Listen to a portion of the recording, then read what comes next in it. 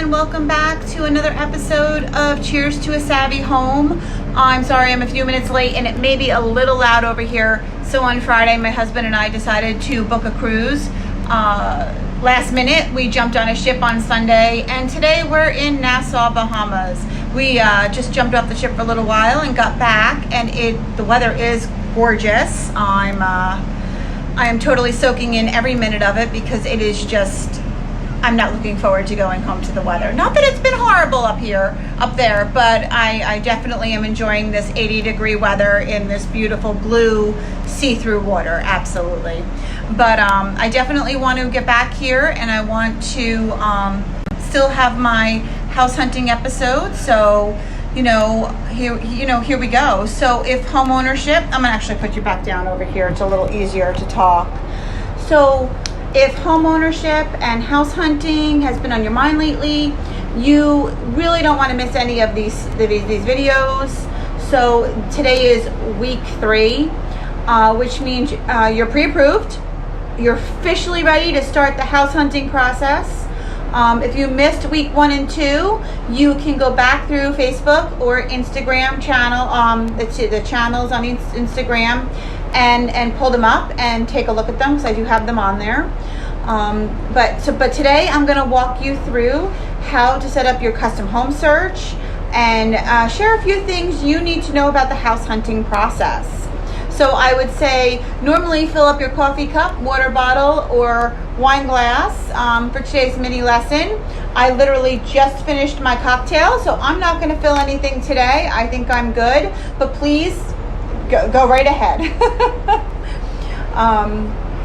Things are getting exciting. It's officially time to start house hunting. But how do you know what houses are even available? No more searching through countless real estate websites trying to figure out which homes are actually for sale and whether or not they have an accepted offer or not. If they're pending, if they're not pending, what's going on? It's time to set up your custom home search. The first step in setting up your custom home search happens when you meet for our buyer consultation.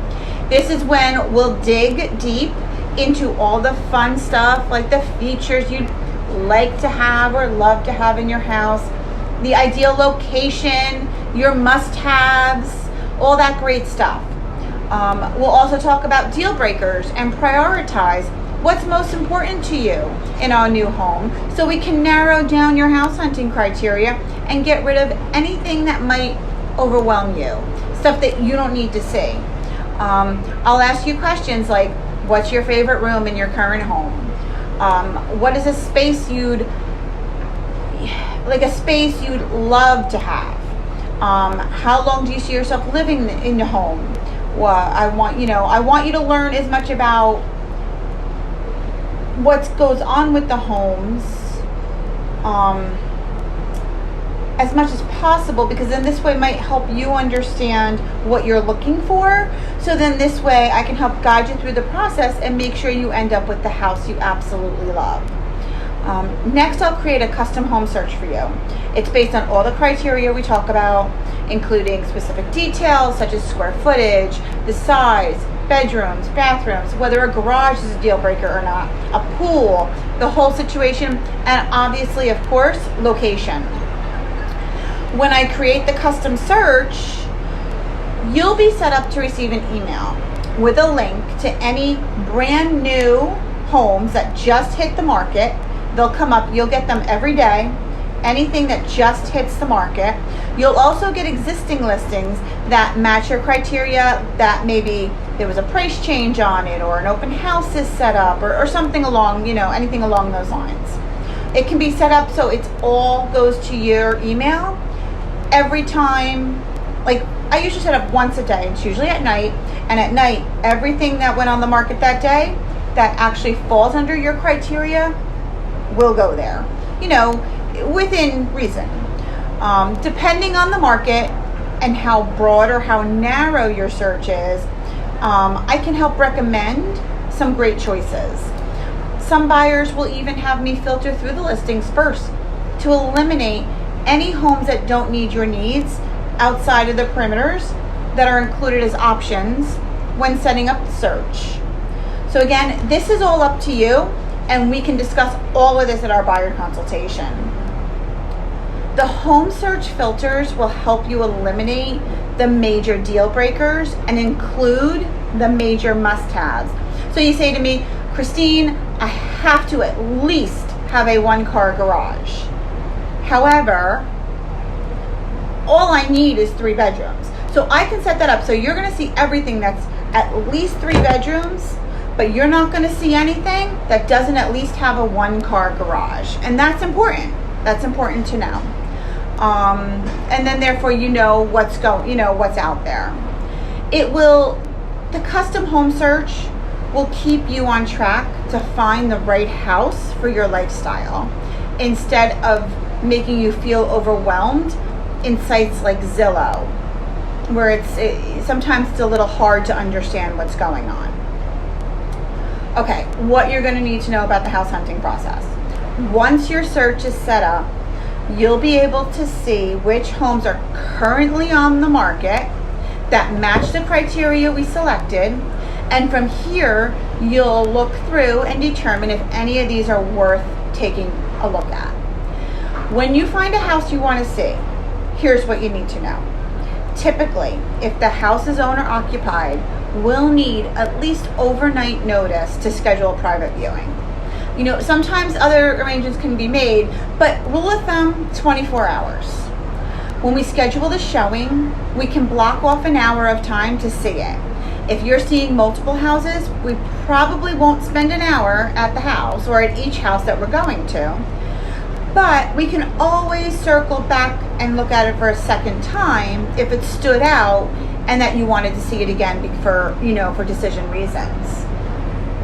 It's important to be on time for your showings and to look at the house even if we pull up and there's something you didn't notice from the picture that prevents you from wanting to see it. Honestly, it's out of respect for the seller.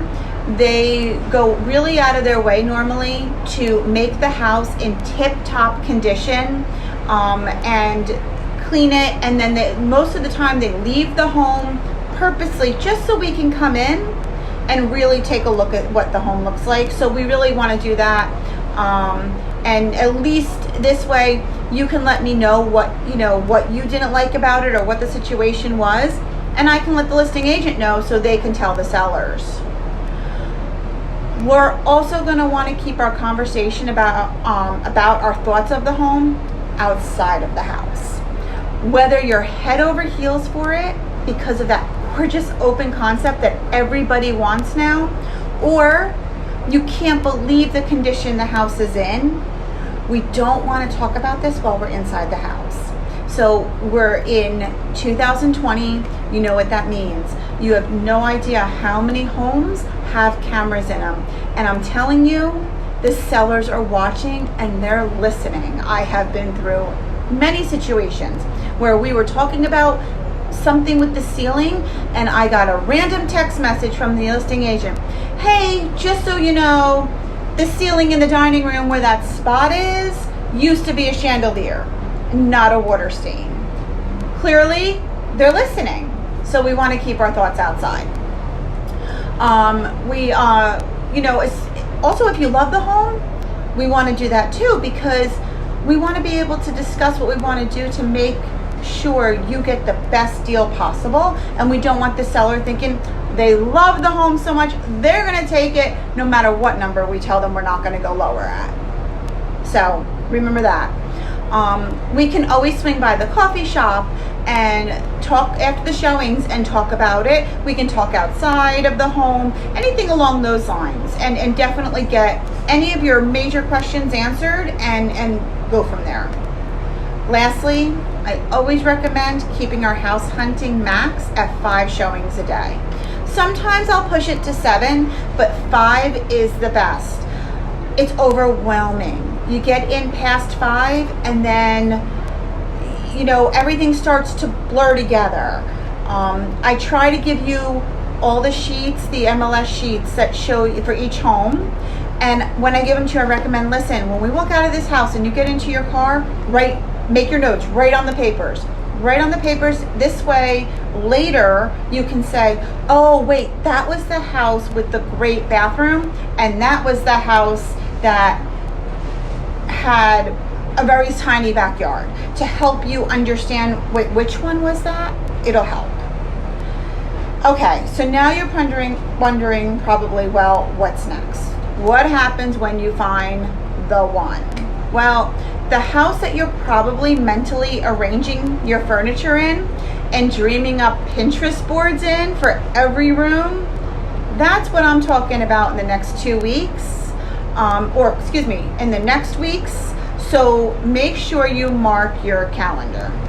Let me know what you think of all this. If you have any questions, if you have any questions, let me know. If you want me to set you up on your own custom home search, please send me a private message, email me, comment below. I'm here. I will set you up. And if you have any other questions, don't forget, don't hesitate to ask those either. And tune in next week for live with the Cheers to a Savvy Home, and we will go on to the next step. All right, have a great week, everyone. I hope you're staying warm, and cheers.